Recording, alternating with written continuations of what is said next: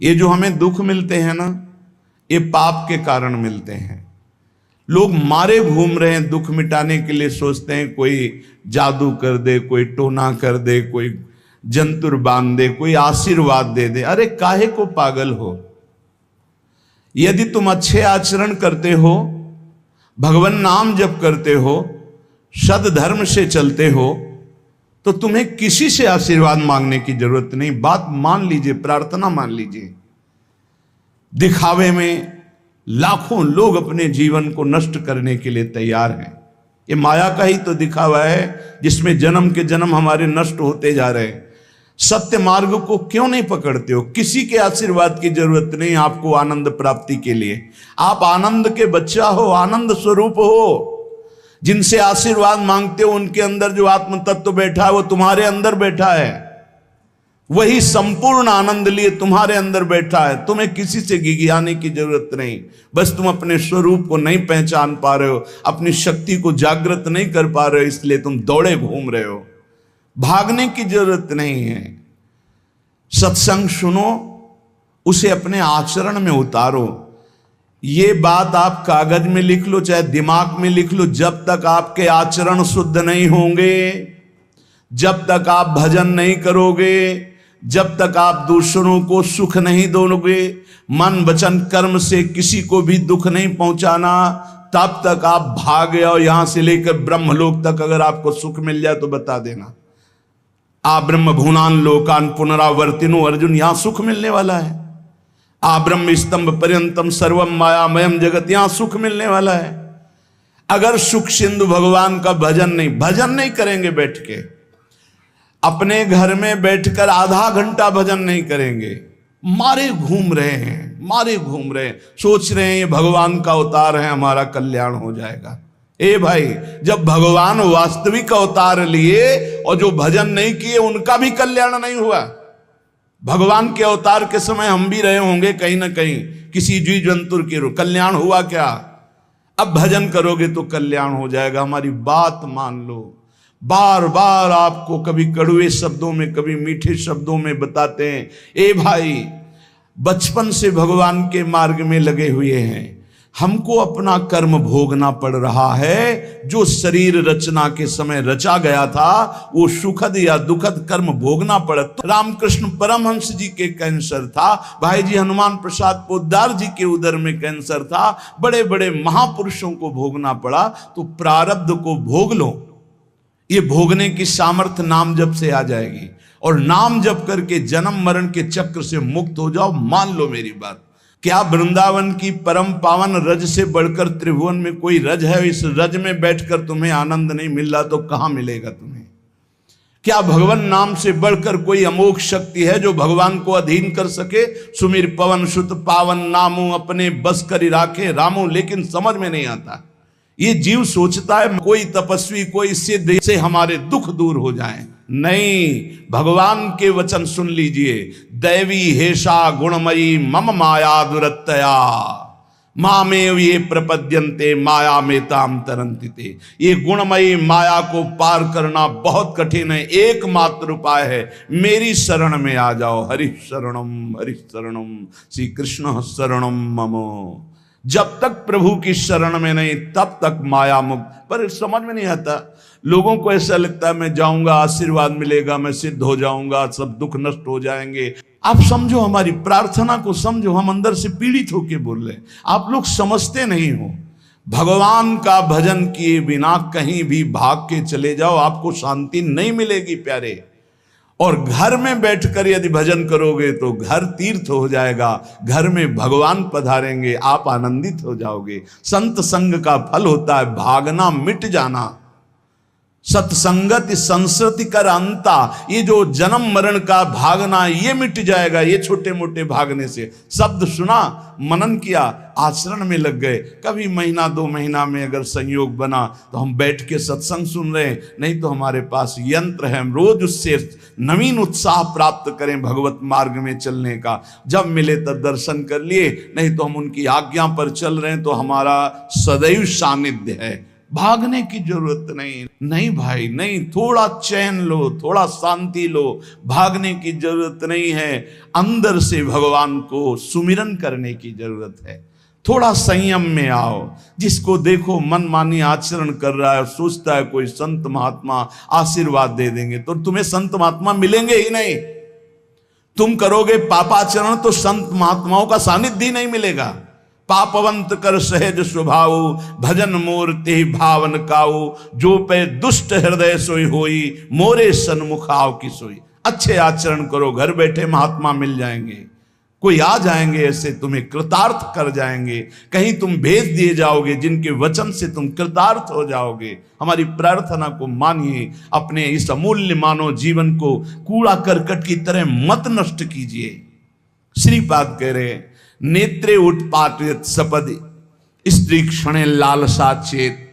यदि ये गंदी लालसाएं उत्पन्न हो रही हैं तो थोड़ा शासन में लाओ अपनी इंद्रियों को, छूट मत दो। बहुत जीवन व्यर्थ कर दिया इन इंद्रियों ने, अब सावधान हो जाओ। तुम स्वतंत्र सिंहवत जीवन व्यतीत करने के लिए मानव जीवन प्रकट किए भगवान ने तुम्हारा। तुम इंद्रियों के गुलाम होकर, मन के गुलाम होकर, भोगों के गुलाम होकर के जीने के लिए नहीं आए हो मनुष्य देह में। देवता तरसते हैं इस मानव देह के लिए। क्यों? क्योंकि साधन धाम मोक्ष कर द्वारा, इसे साधना करके हम जीवन मुक्त महापुरुष हो सकते हैं। लेकिन नहीं, बस कोई ऐसा कुछ कर दे जिससे हमारा पति बन जाए, कोई ऐसा कर दे कि हम स्वस्थों को भोग भोगें, कोई ऐसा कर दे सारी झंझटें मिट जाएं। अरे औरों की तो बात जाने दो, भगवान जिनके घर में अवतरित हुए आप वहां दृष्टि डालिए।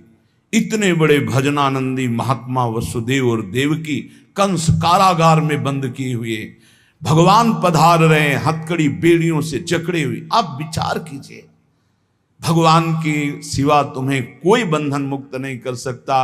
और सब तरंगे हैं, भगवान भगवान है, हमारी बात को समझ लो। भगवान भगवान है, भगवान के भाव में डूब करके सब भगवत स्वरूप हैं। तरंग में वायु विकार है, वायु विकार हटा तो समुद्र ही है। पर इतना भेद है कि समुद्र करोड़ों अनंत तरंगे प्रकट कर सकता है, लेकिन एक तरंग समुद्र नहीं प्रकट कर सकती। ऐसे ही जितने महापुरुष हैं, जितने सिद्ध महापुरुष हुए, भक्त हो चाहे ज्ञानी हो चाहे योगी हो, वो माया विकार को नष्ट करके ब्रह्म रूप में लीन हो गए, तो ब्रह्म स्वरूप वो भी हो गए। ब्रह्मविद ब्रह्म ही भवति। लेकिन ब्रह्म तो ब्रह्म है, जिसने एक संकल्प मात्र से अनंत सृष्टि का सृजन कर दिया, उसकी समानता करने वाला त्रिभुवन में कोई नहीं है। तो उन्हीं भगवान की, चाहे निराकार मानो, साकार मानो, सगुण मानो, निर्गुण मानो, उन्हीं भगवान की शरण में जाने के लिए सब संत महात्मा, और जो भगवान की शरण से अलग करके अपने को भगवान माने, तो हमें लगता है फिर बचना चाहिए ऐसे भगवानों से, जो अपने वचन से, अपने आचरण से, अपनी हृदय की भावनाओं से जीवों के माया जनित आकर्षण को नष्ट करके श्री भगवान से प्रीति करावे। उसे संत कहते हैं, उसे ब्रह्मर्षि कहते हैं, उसे महात्मा कहते हैं, उसे भक्त कहते हैं। शास्त्र उठा के देख लो, ब्रह्म स्वरूप हो गए हैं। दूसरों ने अनुभव किया कि साक्षात ब्रह्म है, लेकिन वो जब बोले तो अपने को ब्रह्म नहीं बोले। गोस्वामी तुलसीदास जी साक्षात भगवान के स्वरूप हो चुके। वो क्या कह रहे हैं? जो मैं अपने अवगुण कहूं, बाढ़ई कथा पार नहीं लहूं, ताते मैं कछु अलप बखाने, थोड़े महू समुझे सयाने। कह रहे मैं अपने अवगुणों की यदि कथा कहूं तो ग्रंथ भर जाएगा।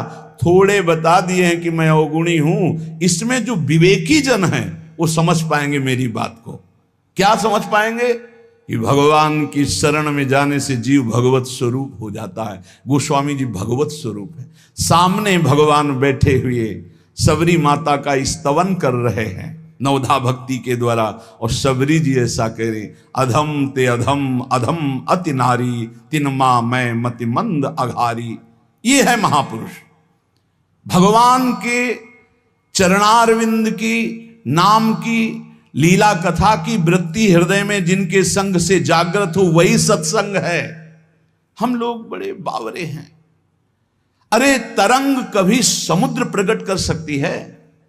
सब तरंगे हैं, वायु विकार हटा समुद्र हो गई, मुझे कोई इस पे संशय नहीं। बूंद अलग है तो बूंद है, और समुद्र में गिर गई तो समुद्र है, लेकिन बूंद समुद्र नहीं प्रकट कर सकती। ऐसी करोड़ों अनंत बूंदे समुद्र से लहरों से ऐसे उठती रहती है, उनका नाम भगवान है, जिनसे अनंत महात्मा, अनंत ब्रह्म ऋषि, अनंत ब्रह्मांड सृजन, उन भगवान की शरण में जाने से इस माया से मुक्ति होती है। साहब समझ नहीं पा रहे। अरे जिनका नाम जप कर, जिनका चिंतन करके, जिनके आश्रय से जीव ब्रह्ममय हो जाता है, भगवत स्वरूप हो जाता है, वही तुम्हें करना है। यही सत्संग से प्राप्त होता है। अगर ये ना प्राप्त हो तो सत्संग नहीं है, वो कहीं ना कहीं घुमा करके हमको भटकाया जा रहा है। भगवान भगवान है, वही सबके हृदय में है। जो हृदयस्थ भगवान में तन्मय हो गया, उसमें और भगवान में अंतर नहीं, बिल्कुल मुझे संशय नहीं। पर भगवान भगवान हैं, इतना समझना पड़ेगा। उनके स्थान में कोई नहीं है, उनके समान कोई नहीं है, फिर उनसे बड़ा कौन हो सकता है? ये भोले भाले जीव समझते नहीं, भागे घूम रहे। उन्हीं भगवान का नाम जप करो, चीख चीख के कहते हर प्रश्न का उत्तर नाम है। अगर नाम जप करके देखो तो प्रश्न ही नहीं रह जाएगा, सब समाधान हो जाएंगे। और भागे घूमे तो कभी प्रश्न की कभी शांति नहीं होगी, संशय पर संशय उठता चला जाएगा। श्रीपाद कह रहे हैं, यदि हमारी इंद्रियां कुमार्गगामी हो रही तो हमें शासन में लेना चाहिए। शासन में नहीं लोगे तो शासन तुम्हें शासन में ले लेगा। दो शासन है, एक है राष्ट्रीय शासन, एक है भागवतिक शासन। भागवतिक शासन जब लेगा तो फिर कोई बचा नहीं सकता, इसलिए अभी अवसर है, निकल चलो, निकल चलो। भागने की कहीं जरूरत नहीं, किसी से आशीर्वाद नहीं मिलेगा। कब होगा? हम कह रहे राधा राधा जपो, अगर कल्याण ना हो जाए तो हमें बता देना। भगवान अर्जुन से क्या कह रहे हैं? सामने अर्जुन जी खड़े हैं, कह रहे हैं तुम मुझे तभी अनुभव कर पाओगे जब अनन्य चेता सततम यो माम स्मृति नित्य सा तस्याम सुलभा पार्थ। सामने खड़े हो, कह रहे सुलभ नहीं हूं मैं, सुलभ उनके लिए हूं जो मेरा अनन्य भजन करते हैं, अनन्य चिंतन कर। पकड़ ही नहीं पा रहे, लाख सत्संग सुन रहे, पकड़ ही नहीं पा रहे। बिल्कुल नहीं, ऐसे नहीं हो। थोड़ा विवेकवान हो, मनुष्य जीवन मिला है। ऐसा नहीं कि कोई तुम्हें प्रलोभन दे दे तो हम तुम्हारे रोग नष्ट कर देंगे, हम तुम्हें सिद्ध कर देंगे, हम तुम्हें धनी बना देंगे। हम कहते हैं कि हो सकता है 1000 जाते हैं, उनमें से 100 लोग ठीक हो गए हों। कैसे? पूर्व का पुण्य 100 का तुक्का लगा और ठीक हो गए। वो कहते हैं कि मैं कसम खा के कहता हूं मैं ठीक हो गया हूं। हम बिल्कुल 100% मानते ठीक हो गए, लेकिन उसके प्रताप से नहीं, आप अपने पुण्य प्रताप से ठीक हो गए। आपके ठीक होने का समय आ गया है, इसलिए आपका तुक्का लगा, आप गए, यश उसको मिल गया और आपका काम बन गया। हमारी बात को समझो। अपने लोग बहुत शास्त्र सम्मत, बहुत उसको सुलझ कर भगवत मार्ग को चल करके आपको बोल रहे हैं। अगर इन कर्मों को मिटाने के लिए जो हमारे शास्त्र बने हुए हैं उनके सिद्धांत के अनुसार चला जाए तो मिटा दिया जाएगा। लेकिन जब मिटाने की सामर्थ्य आती है तब लगता है अब इसको रख के क्या करेंगे, हमारे को तो प्रभु के पास जाना है, हमें तो दिव्य भाव देह प्राप्त है, हमें अपने स्वामी, अब इस शरीर का क्या करेंगे। तो जैसे सांप अपनी केचुल से संबंध नहीं रखता, ऐसे महापुरुष अपने शरीर से संबंध नहीं रखते। आप हमारी बात को समझ नहीं पा रहे, भटकते घूम रहे हैं, मारे घूम रहे हैं, क्लेश, अशांति, नाना प्रकार के दुख। अरे भाई, भगवान की शरणागति प्रतिपल परमानंद प्रदान करती है, क्यों नहीं शरण में हो जाते? क्या तुम्हारा पांच भौतिक देह नहीं? क्या हमारा पांच भौतिक देह नहीं? क्या तुम भगवान के अंश नहीं? क्या हम भगवान के अंश नहीं? अंतर क्या है? तुम संसार का चिंतन करते हो, भगवान का चिंतन करते हैं, तो क्या तुम भगवान का चिंतन करके नहीं बन सकते महापुरुष? क्या तुम स्वयं ऐसी शक्तियों को जागृत नहीं कर सकते? तुम सो रहे हो, जागो, भागने की जरूरत नहीं। ये जो गलत इंद्रियां जा रही, इन इंद्रियों को रोकिए, भगवान की तरफ लगाइए। नहीं लगाओगे तो कहीं भाग के चले जाओ, धोखा ही मिलेगा, तुम्हें शांति नहीं मिल सकती, तुम्हें विश्राम नहीं मिल सकता, तुम सुखी नहीं हो सकते। इन बातों को लिख लो और पूरे विश्व में घूम के चले आओ, चाहे जहां चले जाओ, कुछ नहीं होने वाला। मारे मारे केवल घूमते रहो, समय बर्बाद करते रहो। वही समय एकांत में बैठकर राम कृष्ण हरि बोलो, राधा बोलो, अभी आनंद आ जाएगा।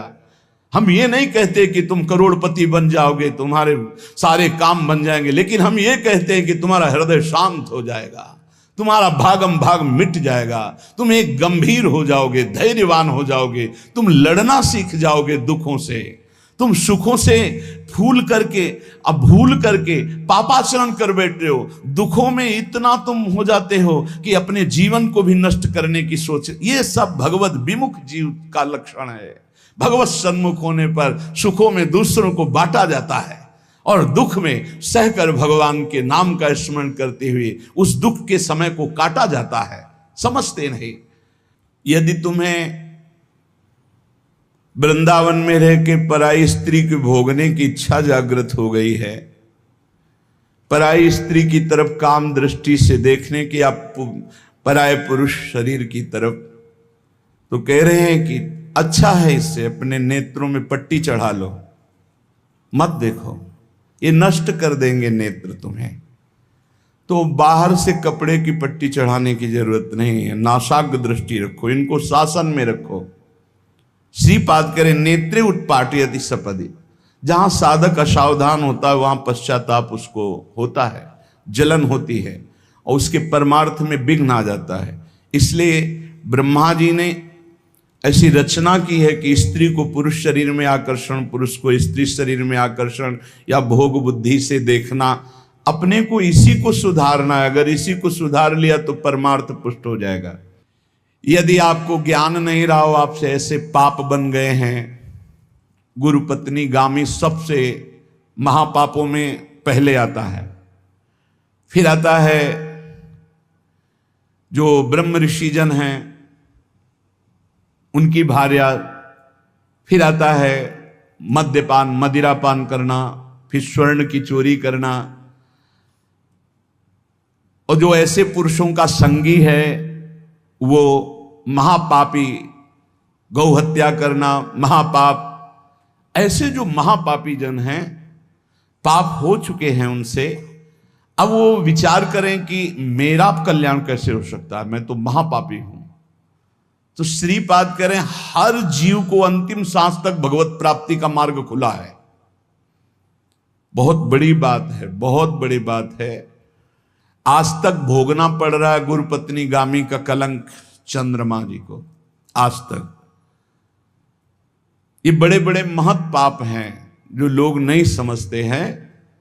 ये बात समझ लें, पर स्त्री गमन, मदिरापान, द्वित कीड़ा, स्वर्ण चोरी, गुरु पत्नी गामी, ब्रह्म ऋषियों की तरफ जो उनकी भार्या है उनकी तरफ ये काम भाव से देखना, गौ हत्या, ये महत पाप हैं। ये पाप नष्ट कर देते। भ्रूण हत्या, ये सब महत पाप है। अगर ये पाप बन गए हैं जाने अनजाने में जीवन में, और अब हमने सत्संग सुना तो अब हमें प्रायश्चित हो रहा है कि मेरा कल्याण कैसे हो सकता है, तो श्रीपाद कह रहे हैं एक बार हृदय से जलन पैदा करो कि मेरे से बहुत गलती हो गई, और श्रीधाम वृंदावन आ जाओ। वृंदावन की परिक्रमा करो, रज में लोटो, रसिकों का संग करो। ये नियम ले लो कि अब जीवन में कभी पाप नहीं करेंगे, और नाम जपना शुरू कर दो। तो कह रहे हैं निश्चय सुनिर्वाही महाधार्मिकाहा, निश्चित वो धार्मिक हो जाएगा, उसके सारे पाप नष्ट हो जाएंगे और भगवत प्राप्ति कर लेगा इसी जन्म में। भगवत प्राप्ति आखिरी सांस तक हो सकती है। आखिरी सांस में बोला राधा राम कृष्ण हरि, बिल्कुल भगवत प्राप्ति हो जाएगी।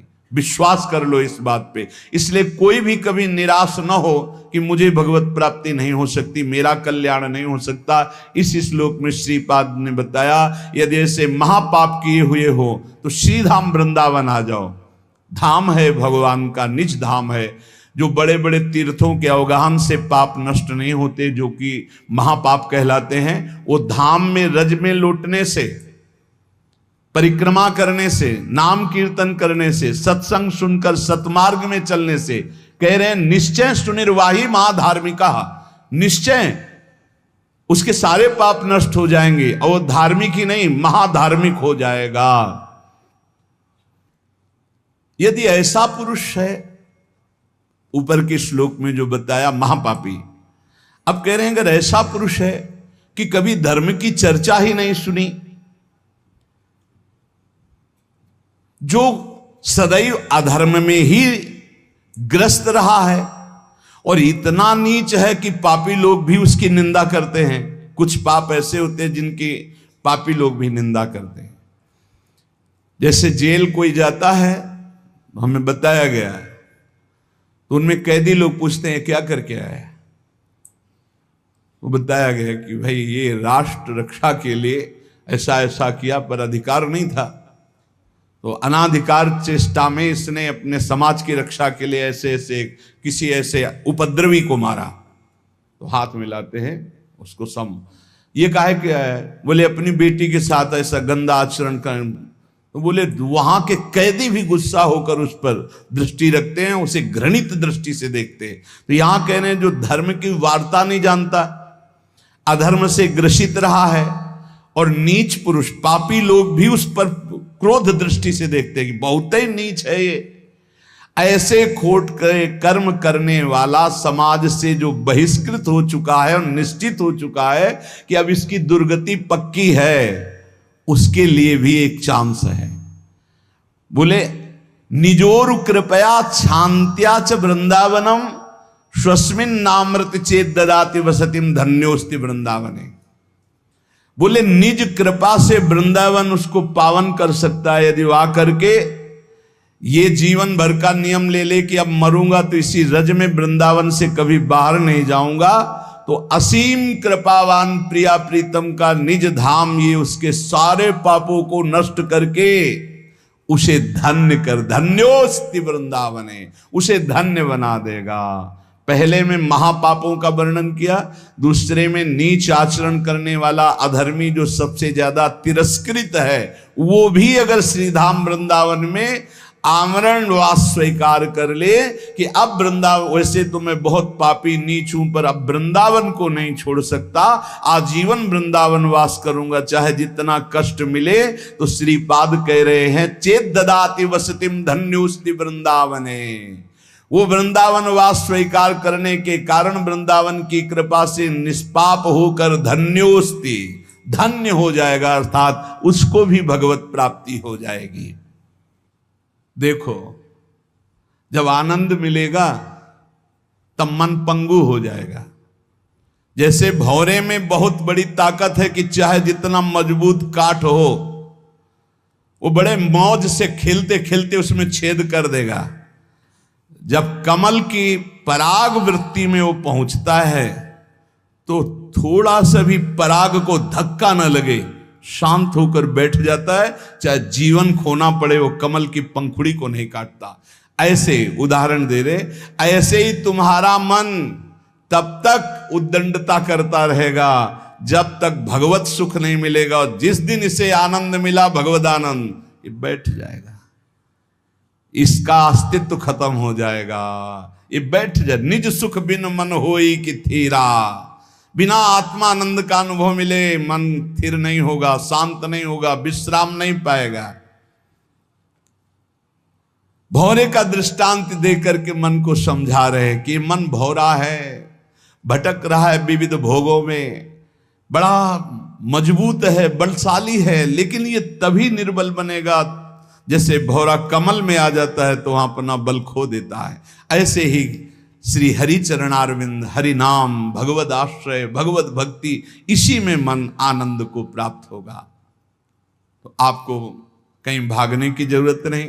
आपने सुना कि जंगल में भागने से क्या होगा, जल पीने से क्या होगा, फलाहार रहने से क्या, शांति से अपने घर को ठाकुर जी का मंदिर मान लो, खूब नाम कीर्तन करो, भगवत चर्चा करो, भगवान का सुमिरन करते हुए जीवन व्यतीत करो, इधर भी सुखी परलोक में भी सुखी।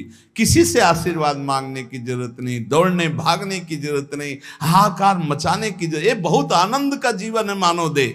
बस सुलझ जाओ, शांत हो जाओ, जहां तुम हो वहीं सब ठीक है। जो मिल जाए, रूखा सूखा फल है, अन्न है, जल है, जो मिल जाए, प्राण पोषण करो, भगवान का चिंतन करो, सद आचरण करो, बड़ा आनंद में जीवन होगा। लेकिन आनंद से जीने के लिए असद आचरण करते हो, पापाचरण करते हो, आनंद की खोज में। कहाँ पापाचरण में आनंद है? इसलिए सद आचरण में आ जाओ, भगवद आश्रित हो जाओ, खूब नाम जप करो। भगवान मंगल भवन है, इस गेम से निकाल देंगे। बहुत बड़ा एक गेम है, बहुत बड़ा गेम है। जीतते जीतते हार जाओ, हारते हारते जीत जाओ। तो हम तो जीत गए। नागरी दास ही जन्म जितायो, बलिहारी बलिहारी हमारी सबही बात सुधारी। कृपा करी श्री कुंज बिहारी, अरसी कुंज बिहारी हमारी सबही बात सुधारी। लाखों अपने वृंदावन में, बस खास बात बल गई। नहीं, आप क्या समझते हो? हाहाकार मचा हुआ, तांडव मचा हुआ माया का। ये तो धाम है, इसके प्रभाव से आप बिल्कुल शांत आनंदमय हो। धूल भरी आंधी दूर से निकल रही।